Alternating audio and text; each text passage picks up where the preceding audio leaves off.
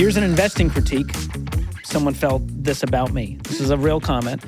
Imagine being so out of touch that you not only assume people have $1,000 a month to throw in a lockbox of savings that can't be accessed for 30 years, but you also assume you can get a 10% rate of return over those same 30 years. Delusional!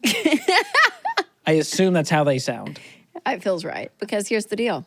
Average car payment right now in America for a new car, it's like $732.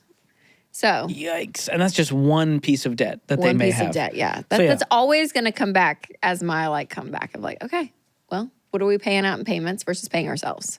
Yes. Because debt is robbing you literally. And for a lot of people, that's it. Now, $1,000 a month, yeah, that can feel like a lot, right? But again, when you look at the average stats of the average American and you cut out the debt and actually get out of debt, you're going to have that money freed up. That's right. So we're not assuming anything here. You know, I know people don't have a bunch of extra cash laying around to invest, and that's why it's step 4 in the Ramsey baby steps. Get out of debt first, get your emergency fund that will free up those payments that you're putting to lenders, and instead you can put it in the stock market. And the 10% rate of return, I will come back for you all the time. Thank you. Okay, and again, the market is different every year. Where are you getting 10% every year, Rachel? We had in mutual funds, you guys, 18% last year. 18%. Yeah. And we say 12% sometimes, and everyone's like, "Oh my god!" I'm like, well, no. If you look at the S&P 500, the top, largest 500 companies based on market cap, the S&P 500, which represents the overall U.S. stock market, returned 23% last year. Yes. So you're like, where are they getting this? I don't know, just the general stock market. Just facts, just like what's happening out there. And that's if you just track the stock market. And again, some years it's not as great, right? Some years it's negative 22%. It goes up and down. It goes up and down. I guess we need to explain how an average works. Over a 10, 20, 30-year period of time, you can take the average annualized return, which is 10 to 12%. Yeah. There you go. And then it's not a locked vault. I don't like this idea. You can't access it for 30 years. Yes, there's retirement money. We want you to live in the meantime. You can also invest outside of that. You can save up for purchases. But what are you investing for other than the long term? Yep. So I don't know. I don't know how to make you happy. I wish I knew. All right. Here's a comment I got. A reality check, only 1% of Americans will ever be able to build wealth, and it's because they've inherited it. Oh, wow. So this stat, if it was correct, that would be very depressing. If only 1% of America could win with money, that would be very depressing. But that's not true. Yeah, that's saying 1 out of every 100 people will build wealth only because of inheritance. Yeah, everyone else will remain broke for the rest of their life. So according to the U.S. Census Bureau, 65.6% of Americans currently own a home, which is a big deal because your home is adding to your net worth. The Federal Reserve said that more than half of Americans have retirement accounts.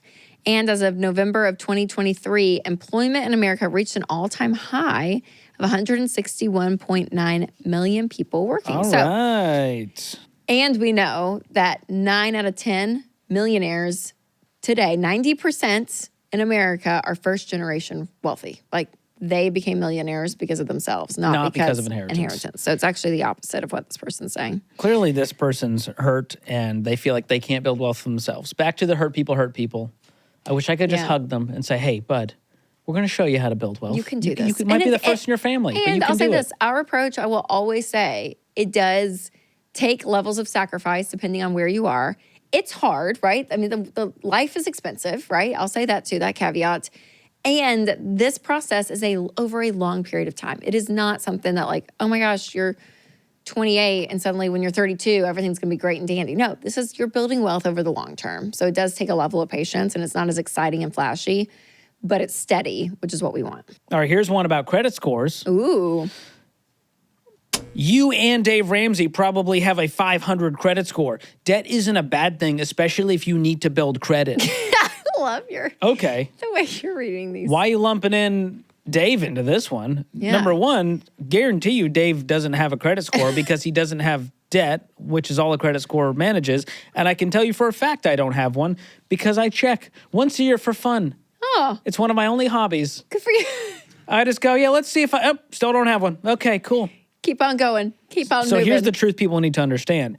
Once you pay off all of your debt, you have no open lines of credit, you pay off your mortgage, your credit score eventually disappears after about 6 or 12 months. Yep, and And they basically turns can't out, determine it is what it is. So like They can't pull it. They're like, oh, there's no information here for it.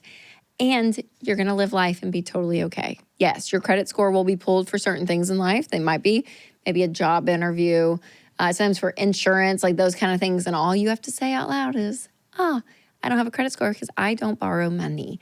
And usually if you're talking to a human, it's great. And then you can actually still get a house without a credit score. That's one of our biggest pushbacks through manual underwriting. And so it is possible to get a mortgage because it's the one type of debt we won't yell at you for. And I've actually done this, so don't come at me with, but the rates. No, you don't know because you've never done it, okay? So maybe listen to a guy who actually did it, who can tell you it's not that difficult, and the terms were equal to someone with a great credit score. Yes. Because I did a 15-year mortgage with 10% down at least, and you're going to have great interest rates and great terms. Last one.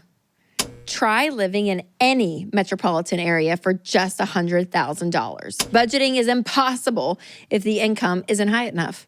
Can I say this? Please. Yes. So you can't afford to live there.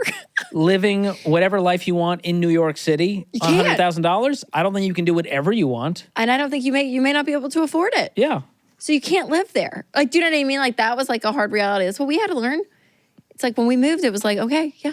What do you, like, when we moved to Nashville, it's like, what area can we afford? In the Constitution, it says you can live in any city you want and money won't be an issue. I know. It's my American right. Man, why am I getting all sassy, George? Little Miss Defensive Rachel. I love this energy. No, but the truth is, now, could I figure out how to live anywhere on $100,000? Absolutely.